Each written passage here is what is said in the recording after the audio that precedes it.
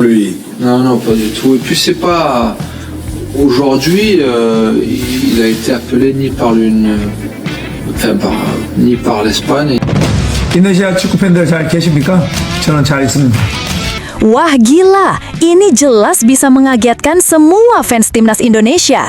Begini pernyataan jujur dan mengejutkan Zinedine Zidane usai mendapatkan tawaran dan wawancara jadi pelatih timnas Indonesia senior yang berlangsung di Paris, Prancis. Sampai bawa-bawa dua sosok hebat ini. Benarkah demikian? Yes, alhamdulillah, kabar gembira. Begini keputusan berkelas dunia Simon Tahamata jelang laga internasional timnas Indonesia melawan raksasa Afrika, Mali. Apakah temukan berlian talenta kelas dunia yang selama ini hilang? Temukan faktanya di sini. Nah, ini baru super top Markotop. Kapten timnas Indonesia Jai Itzes mendadak gegerkan Italia tadi malam. Apakah langsung ditemui CEO raksasa Italia, Inter Milan, dan Juventus untuk pembahasan negosiasi penebusan kontrak baru dan jadikan Jai Itzes pemain termahal di Italia? Yuk simak video ini sampai selesai ya guys.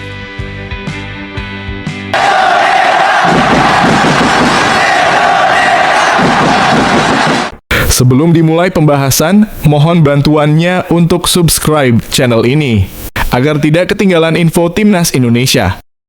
Dilansir dari situs web Fiksi Garuda, tepat hari ini, kabar mengejutkan datang dari dunia sepak bola internasional. Legenda Prancis dan mantan pelatih Real Madrid, Zinedine Zidane, akhirnya buka suara setelah dirinya dikabarkan menjalani wawancara resmi dengan tim dari PSSI di Paris, Prancis tadi malam. Dalam wawancara eksklusif itu, Zidane mengungkapkan sejumlah pernyataan jujur yang menandai potensi besar kerjasama bersejarah antara dirinya dan sepak bola Indonesia. Dalam pernyataannya kepada media, Zidane mengaku sangat tersanjung dengan keseriusan PSSI dalam mendekatinya untuk menjadi pelatih baru Timnas Indonesia senior, menggantikan Patrick Kluivert yang dipecat usai gagal membawa skuad Garuda lolos ke Piala Dunia 2026. Saya merasa sangat bangga dan bahagia karena ternyata PSSI memiliki keinginan kuat untuk merekrut saya sebagai pelatih Timnas Nasional Indonesia. Ini jelas sebuah kehormatan besar bagi saya, ujar Zidane dengan nada rendah hati. Saat ini, saya sedang free job setelah terakhir kali melatih Real Madrid. Saya sudah membaca blueprint dan roadmap PSSI yang sangat ambisius. Mereka ingin membawa Indonesia lolos ke Piala Dunia 2030 dan tampil berprestasi di Piala Asia 2027. Itu visi yang besar dan menarik. Zidane kemudian mengungkapkan bahwa dalam pertemuan tersebut, pihak PSSI menunjukkan keseriusan luar biasa dalam membujuknya. Bahkan menurut Zidane, federasi siap memberikan kompensasi berapapun jika dirinya bersedia menukangi skuad Garuda. Saya jujur saja, mereka bilang saya boleh minta berapapun gaji yang saya mau dan mereka siap memenuhinya. Itu membuat saya merasa dihargai. Tapi yang paling penting buat saya adalah proyeknya, bukan uangnya, ujar pria berkepala pelontos itu tersenyum. Meski begitu, Zidane mengaku sudah menyetujui tawaran tersebut secara prinsip dengan catatan ada dua syarat utama yang ia ajukan kepada PSSI. Saya suka semangat supporter Timnas Indonesia. Saya lihat antusiasme mereka luar biasa. Jadi saya setuju dengan tawaran itu. Tapi saya hanya meminta gaji 2 miliar rupiah per bulan saja. Karena saya tahu kondisi keuangan PSSI tidak sedang terlalu longgar. Mereka masih harus membayar kompensasi untuk pemecatan Shin Tae-yong dan Patrick Kluivert, ujar Zidane. Zidane kemudian menjelaskan dua permintaan khususnya kepada PSSI. Pertama, ia ingin membangun tim pelatih yang solid dan berjenjang agar visi jangka panjang timnas bisa berjalan dengan konsisten. Saya minta Shin Tae-yong dan Timur Kapade bergabung ke dalam tim kepelatihan saya. Shin akan fokus membantu saya di timnas senior dan menjadi pelatih utama timnas U23. sementara Timur Kapade saya minta untuk memimpin timnas U20 dan U17 bersama Nova Arianto, jelasnya. Selain itu, Zidane juga mengajukan rencana ambisius terkait naturalisasi pemain keturunan Eropa yang memiliki darah Indonesia. Saya ingin menambah pemain naturalisasi. 2 nama yang sudah saya pikirkan adalah Pascal Struijk dan Jairo Riedewald. Saya akan mengurus langsung proses administratif dan legalisasinya ke FIFA agar mereka bisa segera bergabung membela timnas Indonesia, ungkap Zidane tegas. Dalam wawancara itu, Zidane juga membagikan momen menarik saat ia langsung menghubungi Shin Tae-yong dan Timur Kapade melalui sambungan telepon tak lama setelah pertemuannya dengan PSSI berakhir. Saya langsung menelpon mereka dan responsnya sangat positif. Shin Tae-yong bilang dia antusias sekali dengan rencana ini. Begitu juga dengan Timur Kapade. Dia menyambutnya dengan semangat tinggi. Mereka siap bergabung kapanpun PSSI mengesahkan kerjasama ini, tuturnya. Zidane menegaskan bahwa ketertarikannya terhadap proyek Indonesia bukanlah keputusan spontan. Ia sudah mempelajari potensi timnas Garuda selama beberapa bulan terakhir. Saya melihat banyak bakat muda di Indonesia. Mereka butuh arah dan struktur yang kuat. Kalau itu bisa diberikan, saya yakin Indonesia bisa menjadi kekuatan baru di Asia. Saya ingin membawa semangat kemenangan ke dalam tim ini, ujarnya penuh keyakinan. Legenda Prancis yang membawa negaranya juara Piala Dunia 1998 itu juga memberikan pandangan realistis soal tantangan besar. Saya tahu ini bukan tugas mudah. Tidak ada jalan instan untuk sukses. Yang pertama harus dibenahi adalah mental dan disiplin pemain. Kita perlu menciptakan kultur kompetitif yang kuat di lapangan maupun di luar lapangan, katanya.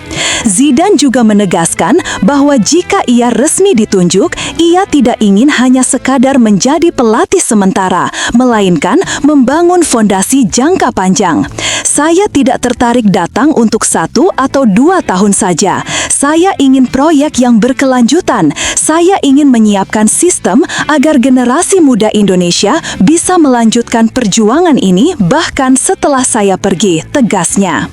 Sementara itu, di sisi lain, Ketua Umum PSSI Erick Thohir akhirnya angkat bicara menanggapi kabar yang menghebohkan publik sepak bola nasional dan dunia setelah legenda Prancis Zinedine Zidane memberikan pernyataan terbuka mengenai hasil wawancaranya dengan tim PSSI di Paris.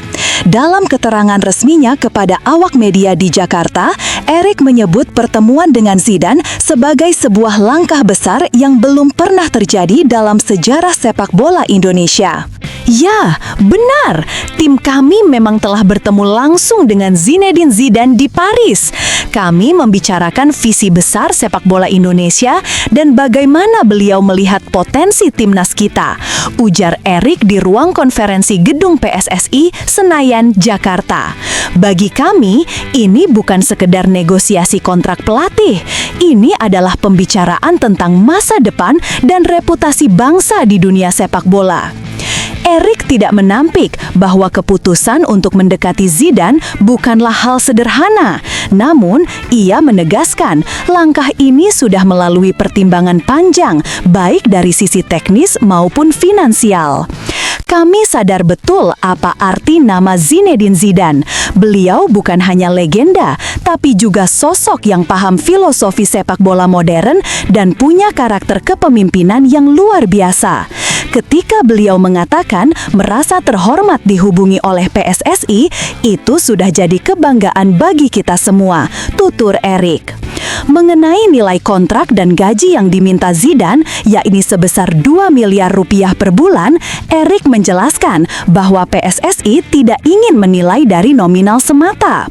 Kalau bicara angka, tentu semua akan menilai ini sangat besar. Tapi kalau bicara efek jangka panjang, reputasi, kepercayaan dunia, efek domino untuk liga, sponsor, dan pembinaan usia muda, maka nilai itu sangat sepadan, ungkapnya.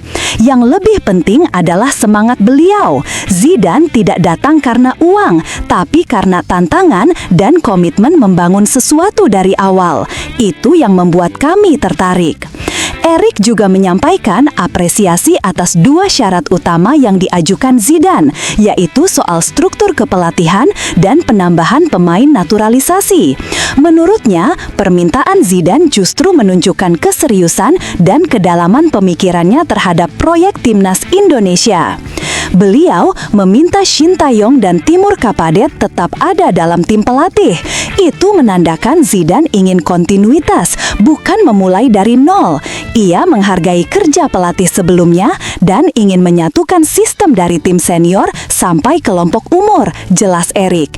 Ini sesuai dengan blueprint PSSI yang kami bangun sejak 2023, bahwa pembinaan harus berjenjang dan tidak bisa berdiri sendiri. Kalau Zidane memahami itu, berarti visi kita sejalan, ujarnya. Terkait rencana naturalisasi pemain keturunan seperti Pascal Struijk dan Jairo Riedewald, Erik menilai hal itu sangat realistis. Kami tahu banyak pemain keturunan yang potensial dan ingin membela Indonesia. Kalau Zidane siap turun tangan langsung mengurus ke FIFA, itu akan sangat membantu.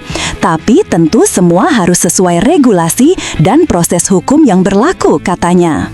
Menanggapi kabar bahwa Zidane sudah menghubungi langsung Shin Tae-yong dan Timur Kapadet untuk mengajak mereka bergabung dalam tim kepelatihannya, Erik mengaku tersentuh dan kagum. Itu menunjukkan betapa seriusnya beliau. Belum resmi pun sudah berkoordinasi dan membangun komunikasi. Shin sendiri saya tahu sangat menghormati Zidane sejak lama, dan saya yakin kolaborasi itu akan luar biasa untuk sepak bola kita, ujarnya. Erik kemudian menambahkan bahwa langkah PSSI mendekati Zidane tidak boleh dilihat sebagai sensasi semata, melainkan bagian dari rencana jangka panjang untuk membawa Indonesia ke level baru. Target kita jelas, Piala Asia 2027 dan Piala Dunia 2030.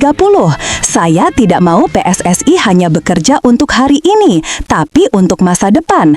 Kalau kita ingin hasil besar, kita harus berpikir besar. Zidane adalah simbol dari itu, ujar Erik. Tapi tunggu, benarkah kabar tersebut? Simak hasil penelusuran admin di akhir video ini ya guys. Sassuolo tampil gemilang dengan menumbangkan tuan rumah Atalanta 3-0 di Bergamo Minggu 9/11. Bek keturunan Indonesia Jay Itzes menjadi salah satu kunci kemenangan berkat penyelamatan krusial di awal laga. Baru 8 menit berjalan, Itzes menggagalkan peluang emas Ademola Lookman tepat di depan gawang, mencegah Atalanta unggul cepat dan menjaga fokus rekan-rekannya. Sassuolo kemudian membuka keunggulan lewat penalti Domenico Berardi di menit ke-29. Setelah jeda, tim tamu kembali mencetak gol cepat lewat Andrea Pinamonti, 47 tahun, hasil kerjasama apik dengan Berardi. Berardi tampil luar biasa dengan menambah 1 gol lagi di menit ke-66 setelah menerima umpan Christian Torsved. Gol tersebut menegaskan dominasi Sassuolo dan mengunci kemenangan 3-0.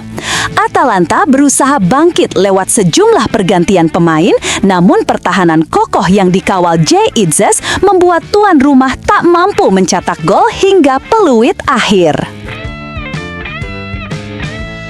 Tekanan besar menaungi timnas Indonesia U17 jelang laga hidup mati kontra Honduras di Piala Dunia U17 2025 Senin 10 November. Setelah 2 kekalahan telak dari Zambia 1-3 dan Brasil 0-4, peluang Garuda Muda untuk lolos ke babak gugur kini tinggal harapan tipis. Pelatih Nova Arianto menegaskan timnya akan tampil total dengan pendekatan menyerang. Kami butuh 3 poin, jadi besok kami akan lebih agresif, ujar Nova saat sesi latihan di Stadion Altumama, Doha. Meski demikian, ia meminta para pemain tetap waspada terhadap transisi cepat Honduras yang dikenal berbahaya. Dengan posisi di dasar klasemen grup H dan selisih gol -6, Indonesia harus menang besar agar bisa masuk 8 besar tim peringkat ketiga terbaik. Kemenangan atas Honduras bisa saja membuka peluang menggeser Kolombia di grup G, asalkan tim Amerika Selatan itu gagal menang atas Korea Utara. Nova sadar peluang lolos hanya sekitar 40-60%, tapi tekadnya tak surut. Kami harus memaksimalkan setiap kesempatan dan bermain tanpa menyerah, tegasnya. Laga penentuan di lapangan 2 Aspire Academy Doha pukul 17.45 waktu setempat 21.45 WIB akan menjadi momen pembuktian terakhir bagi Garuda Muda. Apakah mereka mampu menutup perjalanan di panggung dunia dengan kepala tegak? Pelatih Persib Bandung, Bojan Hodak, disebut-sebut masuk dalam radar PSSI untuk menggantikan Patrick Kluivert di kursi pelatih Timnas Indonesia. Nama pria asal Kroasia itu muncul setelah Ketua Umum PSSI, Erick Thohir, mengungkapkan bahwa pihaknya telah mengantongi 5 calon pelatih baru untuk skuad Garuda. Meski belum menyebut identitas mereka, Hodak diyakini menjadi salah satu kandidat terkuat. Berikut 4 alasan Bojan Hodak layak memimpin Timnas Indonesia. Paham kultur sepak bola Indonesia. 2 musim bersama Persib Bandung membuat Hodak memahami karakter pemain lokal dan tekanan kompetisi di tanah air. Faktor adaptasi bukan lagi hambatan, sehingga transisinya ke kursi pelatih Timnas Nasional akan jauh lebih mulus dibanding pelatih asing baru. Rekam jejak impresif di Asia Tenggara. Hodak dikenal sukses bersama klub-klub besar kawasan ini seperti Kelantan FA, Johor Darul Takzim, JDT, dan Kuala Lumpur City FC. Bahkan pernah membawa timnya melaju hingga final AFC Cup. Pengalaman ini menunjukkan kapasitasnya sebagai pelatih berprestasi yang paham dinamika sepak bola Asia. Koneksi kuat dengan pemain Timnas. Hodak sudah bekerja dengan beberapa pilar Timnas seperti Tom Hai dan Beckham Putra di Persib. Dengan fondasi yang sudah dibangun Shin Tae-yong, Hodak dinilai hanya perlu melakukan sentuhan akhir untuk membawa Indonesia ke level berikutnya. Berpengalaman menangani tim nasional.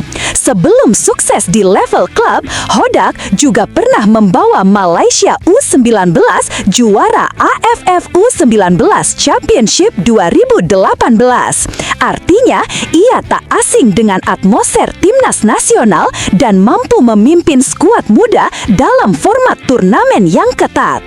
Dengan kombinasi pengalaman, pemahaman kultur, dan prestasi, Bojan Hodak tampak sebagai kandidat ideal untuk melanjutkan proyek besar Timnas Indonesia, meneruskan pondasi kuat yang telah dibangun Shin Tae-yong menuju masa depan yang lebih kompetitif di Asia.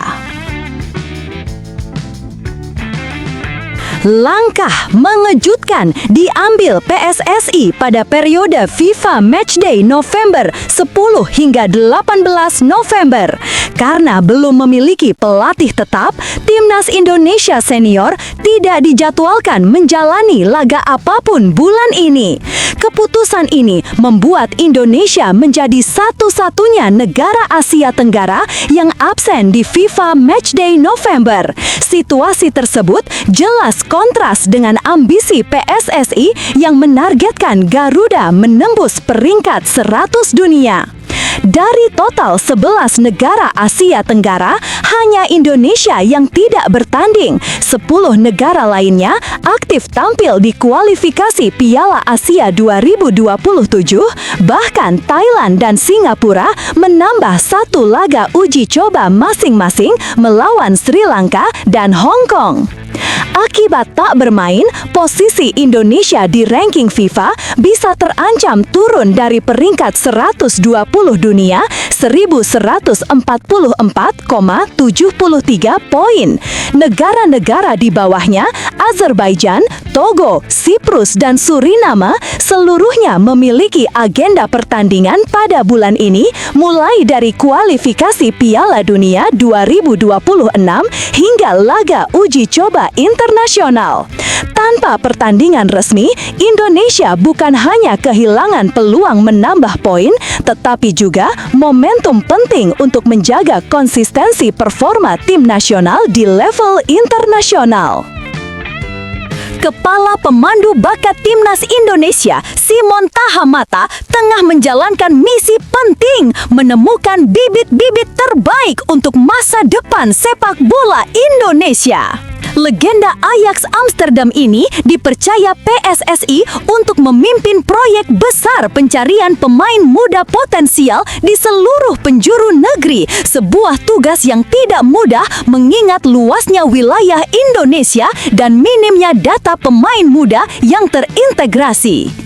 Langkah awalnya sudah cukup baik. Ada beberapa database pemain dari berbagai daerah, tapi saya tetap harus melihat dan menilai sendiri, ujar Simon. Ia menegaskan bahwa pendekatan langsung di lapangan menjadi kunci dalam menilai kemampuan dan karakter pemain. Meski kini berusia 69 tahun, semangatnya tak surut. Pada 26 Mei, di hari ulang tahun saya bilang ke Pak Erik, jangan kasih saya laptop atau komputer, tapi kasih saya bola, karena di bola saya punya kehidupan, ucapnya. Menurut Simon, banyak pemain muda Indonesia memiliki teknik dasar yang baik, namun masih perlu meningkatkan mental dan pemahaman taktik agar bisa bersaing di level internasional. Scouting bukan hanya soal melihat pemain bertanding, tapi juga bagaimana dia berpikir dan beradaptasi, tambahnya. Simon kini aktif berkeliling ke berbagai daerah seperti Bali, Bogor, Palu, dan Palu untuk memantau dan membina langsung para pemain muda. Ia juga memberikan pelatihan teknis seperti cara menerima bola dengan kaki yang tepat dan pentingnya intensitas tinggi dalam latihan. Di Belanda, semua anak berlatih keras. Dalam sepak bola, bukan soal berapa kilometer kamu berlari, tapi bagaimana kamu berlari, tegasnya. Dengan dedikasi dan pengalaman luar biasa, Simon Tahamata menjadi figur penting dalam membangun fondasi masa depan Timnas Indonesia, memastikan generasi berikutnya tak hanya berbakat, tetapi juga tangguh secara mental dan taktik. Setelah ditelusuri oleh admin, berita pertama tadi hanya karangan ya guys. Tujuannya untuk edukasi penonton, karena mulai marak berita karangan yang menyebar di YouTube. Penulis juga sudah memperingatkan agar hati-hati sebelum menyebarkan video ke teman.